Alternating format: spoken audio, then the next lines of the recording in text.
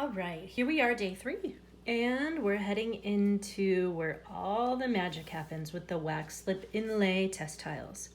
So here, for example, I wanted you to see the day 2, which is just painting on the wax. You can see that parts of it have started to dry. The really light minty areas is maybe where the wax was on a little bit thicker, and so it's taking a little bit longer to dry. But these areas where they're dark, almost turning like a marine blue, those areas are dry, and that's kind of the direction we're heading in. So I'm going to set this one aside, and we can look at this. This is one that is completely dry. It's still leather hard. We know that because our clay is still dark. I can still scratch into it with a fingernail or a tool, and it's still cold.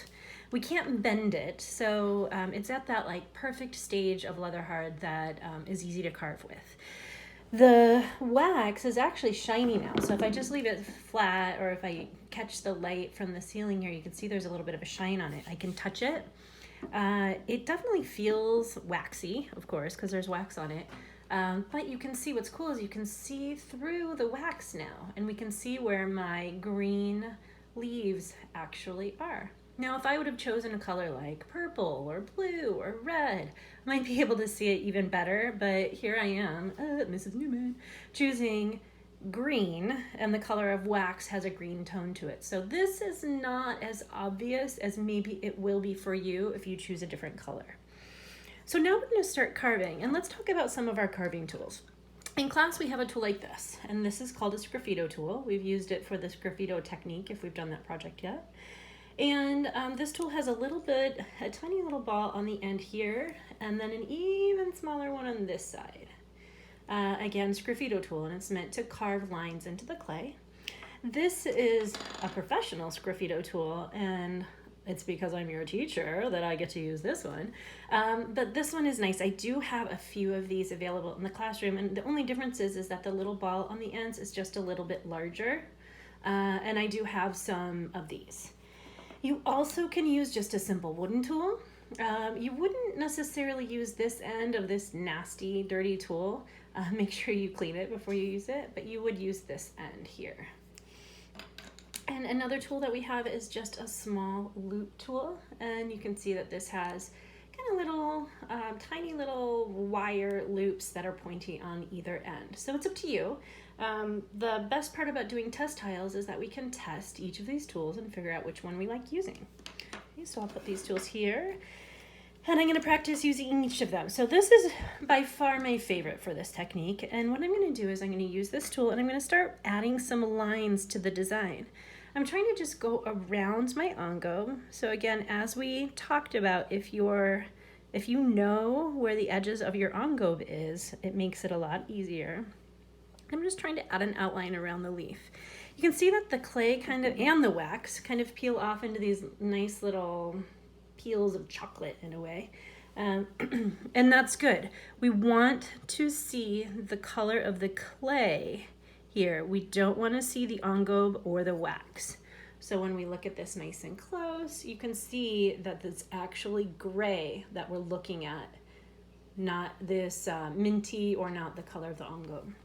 I'm going to keep going. I'm going to add a little detail line down the center of my leaf and a few of these. So as I was saying, on these sections, see how I cannot see the gray here or here? That line is not deep enough.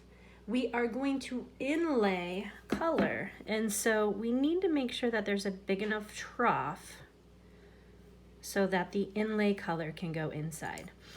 I'm going to use this other side of this tool for the other leaf, just to practice with it.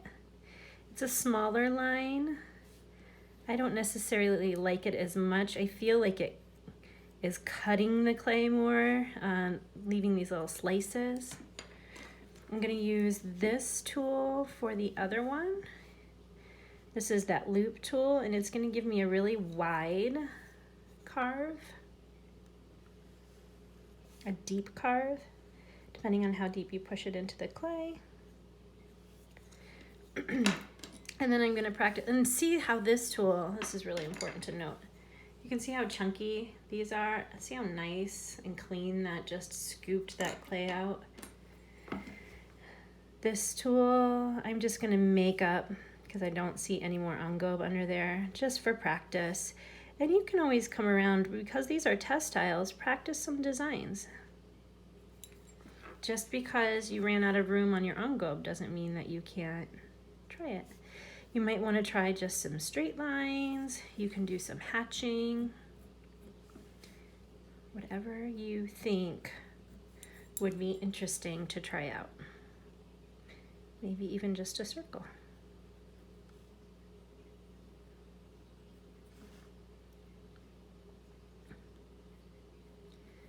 Okay, now using a dry brush, I am going to brush away the debris. Let me get this at the right angle. So I'm going to take this brush and kind of sweep away all of the chunks, all of the dirt, all of those little peels. And we want to do this to get it out of the way of the inlay. Now you'll find that as you're brushing away, some of the lines don't look as nice. And what we can do is grab a little bit of water, because wax is what is on the top. Wax will not wash away with water. I'm going to get my brush just a little bit wet, and I'm going to clean up this wax in these lines with circular motions in the brush and just get everything nice and neat.